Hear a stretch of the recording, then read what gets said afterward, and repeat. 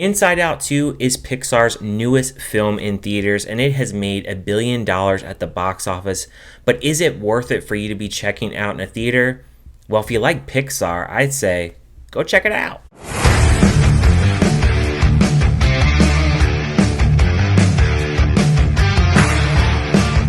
Teenager Riley's mine headquarters is undergoing a sudden demolition to make room for something entirely unexpected: new emotions. Joy, sadness, anger, fear, and disgust, who have long been running a successful operation by all accounts, aren't sure how to feel when anxiety shows up. The film stars Amy Poehler, Hawke, Kensington Tallman, Liza Lapira, Phyllis Smith, Louis Black, Tony Hale, and many others, and was directed by Kelsey Mann, and this is his directorial debut. Inside Out 2, now I have seen a trailer for this film many a times. I was very excited to check out this film. I usually like anything by Pixar. There's very few movies of theirs that really just doesn't hit. And with Inside Out 2, you have a new director on board, Kelsey Mann, who did the story for The Good Dinosaur, so I was very interested to see what he would come up with in this new installment. Now, it's 2 years later. We're still in San Francisco. Riley is 13 years old. You have all the old emotions back, and they're tapping into Riley's mind and her sense of self.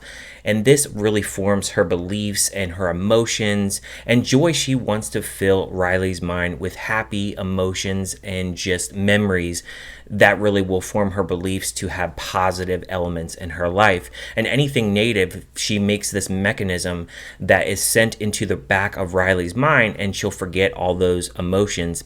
And meanwhile, she is about to embark on a journey with her two friends to a hockey camp in which she wants to make the team for high school. But before they actually go to that event for the summer camp, the alarm goes off in headquarters, and puberty has come aboard, and you have a new control room that is coming into play into headquarters, and you have new emotions where you have anxiety, envy, boredom, and embarrassment now in the picture, and there's friction between all these emotions. The friction that occurs is mainly between Joy and anxiety. Now, Joy just wants Riley to have fun at the summer camp, whereas anxiety wants her to make the team and make new friends because she finds out that her old friends are not going to be at her high school next year. So anxiety ends up dumping all the old emotions into the back of Riley's mind and dumping the sense of self, taking over the control board, and she starts to really change Riley, and she starts to have all these new emotions with envy and boredom, embarrassment, and obviously anxiety and all the different situations that can occur with Riley. She has her meet this famous hockey player named Val, who she really looks up to, and she's trying to fit in, and she's doing things a little bit out of the ordinary. It's a relatable subject, not only for girls, but definitely boys as well. I remember being 13 years old and trying to fit into high school. You know, you have all the different subcategories and groups within high school, like the nerds, the jocks, the popular kids, the people that love to get straight A's. You have all these different groups, and nobody ever wanted to be the nerd. So I completely understand the perspective here of Riley and anxiety being in the mind here of just running all these scenarios that can actually happen. Because when you have anxiety like that, that's exactly how it is. You're always worried about what situation is going to occur and how you're going to actually handle it. And this film, it really does tackle those different subjects, while else you have just the regular emotions like joy, sadness, anger, those regular emotions. But once you start to come into puberty, all these new emotions, you start to feel so many different ways.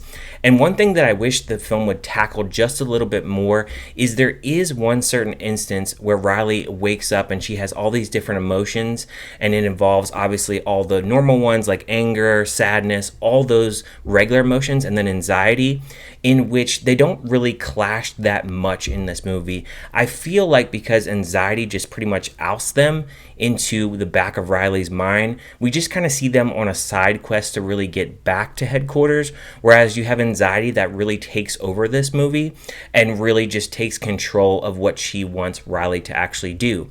Now, I feel like anxiety here is really the only top emotion that really takes over this film.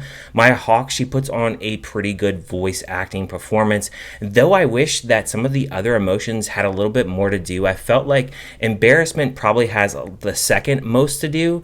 Envy and boredom, they have small little lines in here, but nothing really too much to write home about. Nostalgia is also in here as well, but she really doesn't have much to really do either. She has 2 brief lines, but they were really funny. She's played by June Squibb, who just played in Thelma, and I thought she had a really cute role to really add to the film that, obviously it doesn't have a big effect on the film, but it just has a little bit of funny moments here and there. Now, the animation in here is absolutely excellent. Pixar just continues to defy odds in its animation. It's very colorful, and it just pops on screen. You get this on 4K, it is going to look great on your TV, especially with the HDR. It is going to really pop on the screen, and it's no exception to the animation here. Now, one thing that I did actually like that they included in this film is some 2D animation, kind of switched it up a little bit, and we got to meet a little bit more new characters as well, in which you have the older emotions that are in the memory vault, and we get to meet a few new characters like Lance Slashback is absolutely funny and hilarious.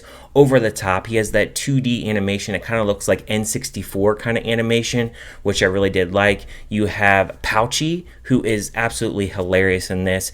He is a pouch where you can unzip him, and he has a bunch of items, and most of the time the items are useless. And there's one point in this film where they actually do need Pouchy to escape and get back to headquarters. And so they're like, Pouchy, what do you got? And he has apples, oranges, stuff they can't really use, but he's got a ton of dynamite, and that cracked me up every single time when he had dynamite, and just kept having dynamite for all these characters to actually use so they can actually go back up to headquarters. You have Deep Dark Secret in here, who does have something towards the end of the end credits in which a secret is revealed about Riley.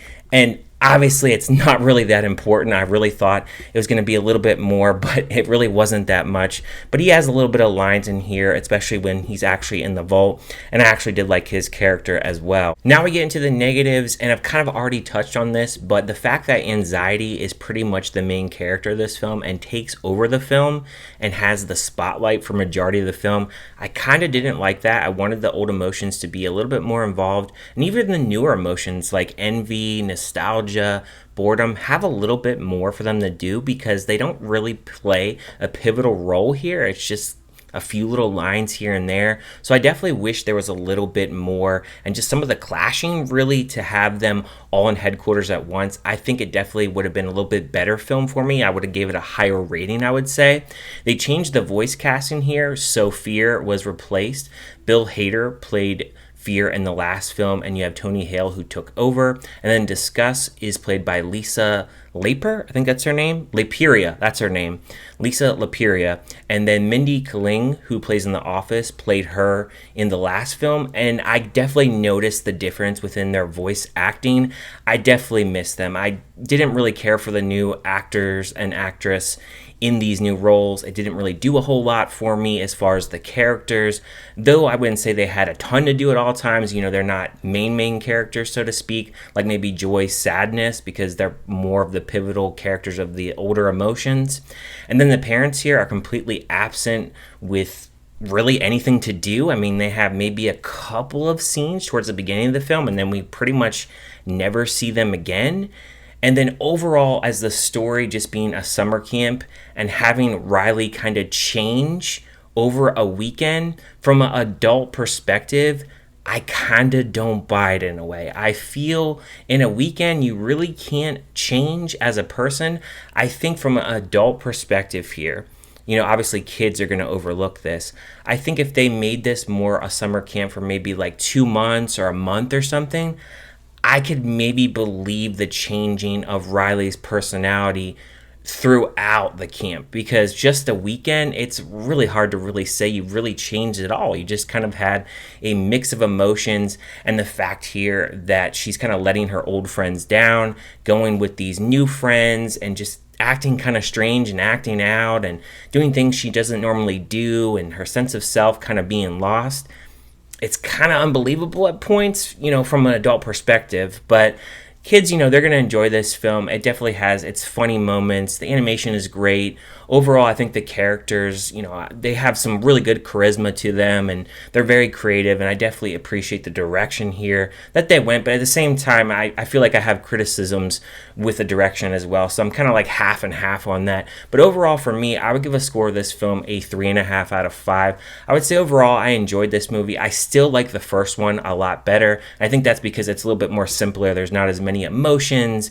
And I really enjoy Anger in that movie because Anger is just really funny. Lewis Black, I really like him. So, I feel like that first film, it really gave those older emotions to shine. I had a little bit more fun time with that first film. I feel like with this one, it had its moments, and I definitely like some of the newer characters, but I also feel like a lot of the newer characters, they just don't have enough time to shine. So that's why I give it a 3.5 out of 5. But what did you guys think of Inside Out 2? Did you like it? Did you hate it? Did you just think it was kind of meh? If you haven't checked it out yet, are you going to check it out when it comes to streaming or VOD?